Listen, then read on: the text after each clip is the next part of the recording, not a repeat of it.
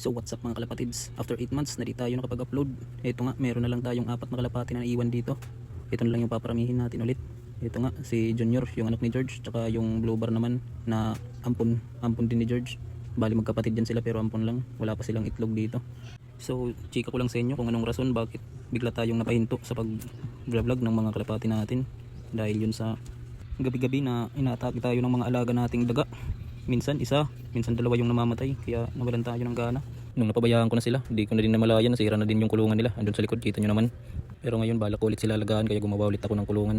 Ito na lang din yung isa pang pares na natitira sa atin. Ito na lang yung paparamihin natin ulit. Sana dumami sila kagad.